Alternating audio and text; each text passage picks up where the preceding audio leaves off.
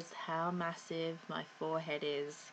I'd say it's about at least 3 centimeters.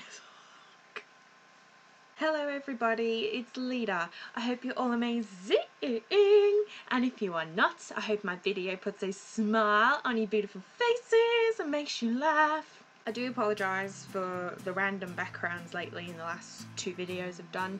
Lighting is always a horrible issue in my room. It depends where the sunlight wants to go. I have to say, I'm kind of surprised I'm doing this video because this video idea wasn't going to be done, at least for a while.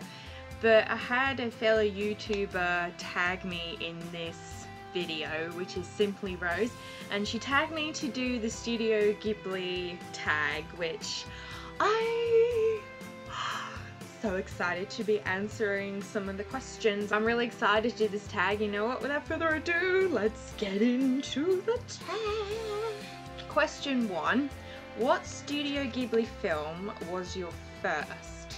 Oh, my first Studio Ghibli film. You know, this is really hard to remember because when I first moved to Australia, which was in 2005, I think the first Ghibli film I ever watched wasn't until like the year after 2006.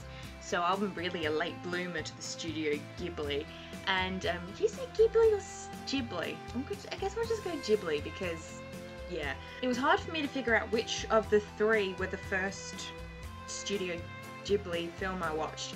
It's out of Howl's Moving Castle, Spirited Away, or The Cat Returns, but I've seen all 3, but I'm very certain The Cat Returns was my first one. Question 2. What Studio Ghibli film is your favourite?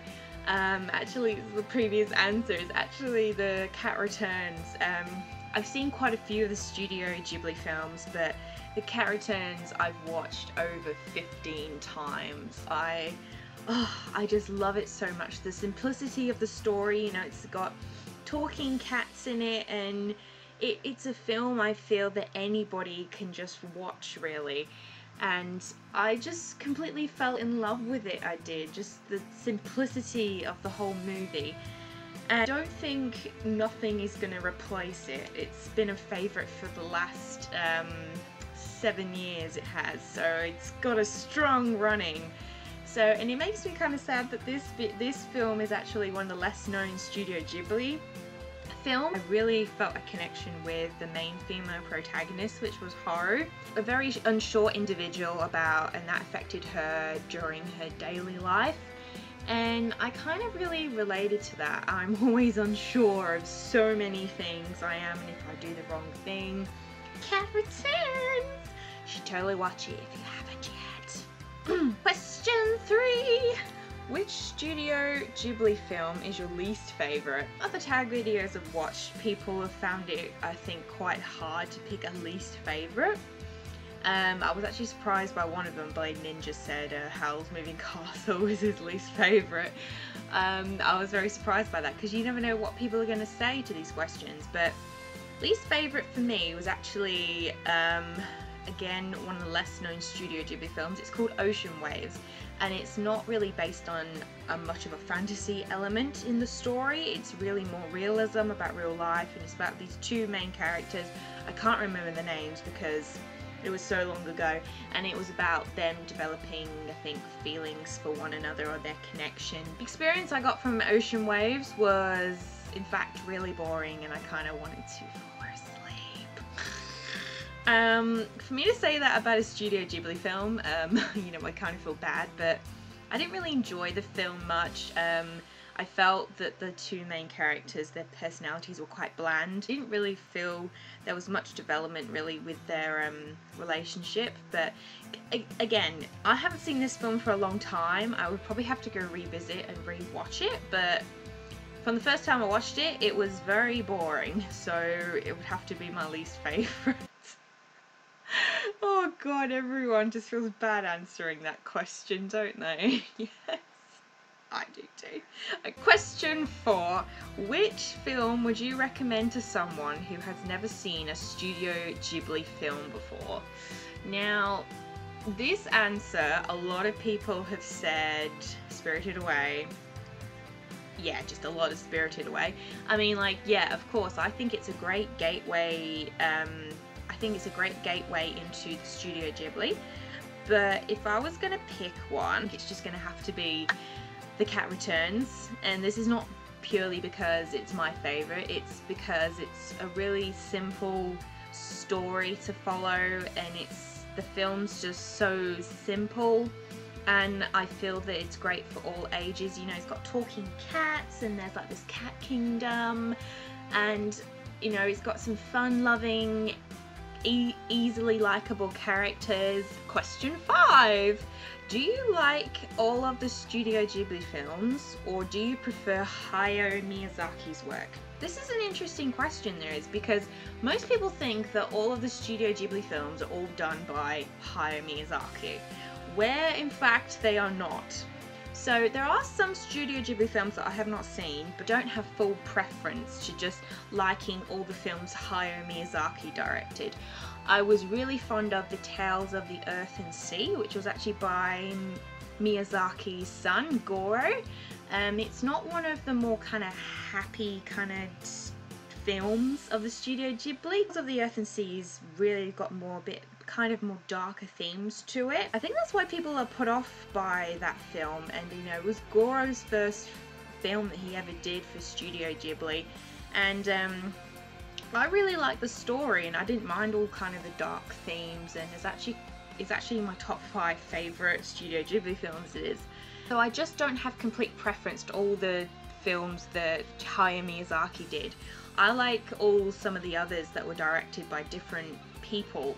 Like, quite a few of them were also directed by Isao Takahata.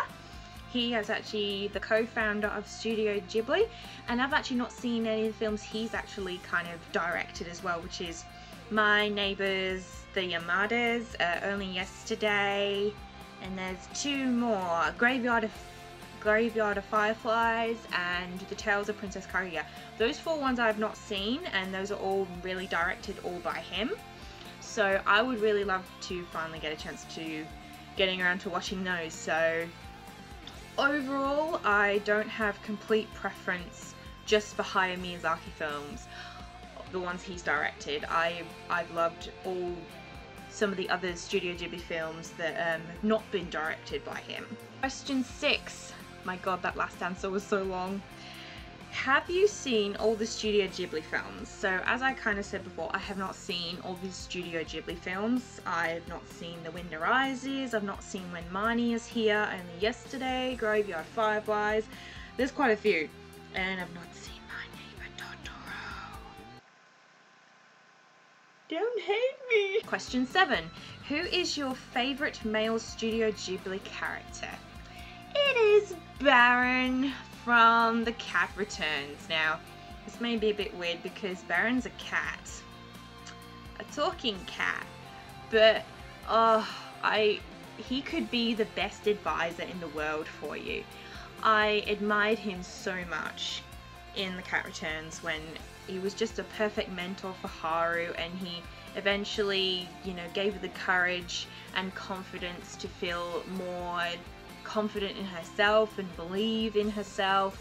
And obviously it is what really did it for me was the English dub voice for him, which an actor I'm quite fond of, which frankly I had no idea it was actually him. His name is Carl Els, and he appeared in one of my favourite movies, Ella Enchanted, which had Anna Hathaway in it. He was the perfect choice to do Baron, just that English voice, which, you know, it's not because I love him, just because I'm English, but he just brought so much class to Baron's character and just brought really Baron to life. May be sad to say that probably the first time after I watched The Cat Returns I developed a little eeny weeny crush on him, because there's this adorable bit that happens in the movie and it's just like, yes Haru, I know how you feel.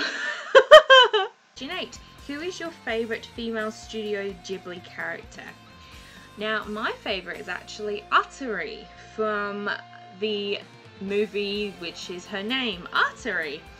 I believe it's one of the less known ones it is. It's such a sweet movie. The movie is all about these tiny people that collect random things. Arturi develops a friendship with the boy of the house that they are living in, and obviously the boy is a human and he's taller, and she's so fascinated by it and she just wants to explore the world out there. Arturi is so adorable. I mean, Studio Ghibli is known for many strong female leads, but Arturi really captivated me. She did. You know, she's sweet and caring, and I just loved her determination, or her defiance, well, more like rebellion against her father, that she just wanted to go and explore the world out there, and she wanted to keep kind of interacting with the young human boy she had developed this sort of friendship with. And yeah, it's that sheer defiance in her that I really liked. She's a little firecracker, she is. I also love that she always made something useful out of nothing. Or of all the random things she used to pick up, and I'm kind of like that. I like making use of things that I've got left over in my wardrobe or something and turning them into something. So that's what I really love about Arturi, and that's why she's my favourite female Studio Ghibli character. Question 9. Do you own any of the Studio Ghibli films on DVD? Now, I'm ashamed to say I do, but I only own one. I only own one! Oh god. And that is from Up on Poppy Hill. I got this because at the time I was, I think, a little bored, and I just saw this was on sale. So I ended up getting it, and this film is actually by Hayao Miyazaki's son again, Goro. So that is probably one of the reasons I also picked up this film, because it was by his son. And since so much I like the Tales of the Earth and Sea, this is kind of a sweet story as well. It's, you know, kind of really based on realism and real life. And so yeah, this is the only one I have. I do fully intend to get all the Studio Ghibli films. We are on to the last question, and this is going to be interesting. So it is, what do you think is so special about Studio Ghibli films that makes them different to other anime films? Studio Ghibli just has this magic and charm about Studio Ghibli just has this magic and charm about all their films. And one point that Simply Rose made in her tag video, which I will link down below for you guys to go watch, saying about most of kind of the male and female characters that it doesn't always end in romance all the time. Kind of like you got like Howl's Moving Castle, eventually, you know, Hal and Sophie get together. But, you know, in the other ones, kind of like, you know, from Up on Poppy Hill, the male and female character, they kind of don't end up getting together, they kind of just end up like kind of staying friends. So not all the films always end up romantically. Somehow it still ends happy. There is that strong bond between the boy and the female character, which is one unique thing about Studio Ghibli. Another thing I think Studio Ghibli is special than other films is that it really does have a lot of strong themes, especially when it comes to realism in real life.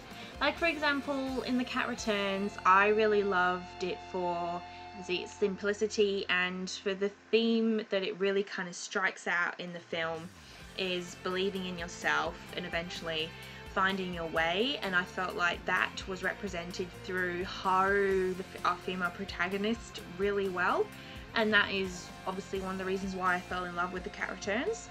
So Studio Ghibli always has very strong life themes, they do. Also, another example is from Whisper of the Heart, Shizuku, where she in the film wants to become a writer, a novelist, and one of the main themes in the film is all about the power of imagination and just of following your heart. I know that sounds so cheesy and corny, but again, representation through the whole plot and her was done really well again. But that is why I feel Studio Ghibli just has this special ability or special way of being able to show strong real life themes through their characters and plot.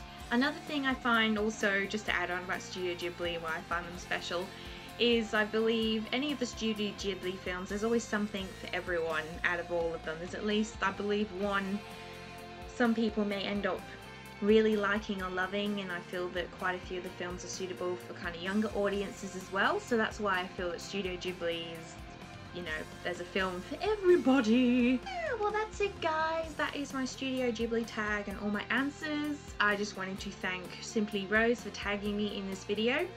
And for this tag video, I'm going to tag Anime Reviewer Girl and Lust for Life 101, so you guys feel free to do this tag video if you really want to. And also comment down below, anybody, if you want to answer these questions, please do. I really want to know your answers, and we can talk Studio Ghibli together. And you can also do a video response if you feel confident enough, because, you know, talking in front of a camera can be, you know, still really daunting. I'm not sure when I'm going to have another video up, guys. It'll probably be for about maybe a week and a half. Well, until then everyone, don't forget to subscribe for more craziness and become a part of the Kino family. If you want to keep up with my anime antics, you can follow me on my blog at Lita Kino Anime Corner. And you can follow me on Twitter at Kino Reviews, where I am most of the time. I just want to let you guys know that my Instagram name has changed now. It is called @ObsessedNerdyJ. Now I felt the underwater mystic kind of lost its meaning for me. So yeah, my name now on Instagram is ObsessedNerdyJ. Nerd J. Oh god, I can't remember. I will put an annotation, I will, but yeah. I'll see you all in the next video. Goodbye!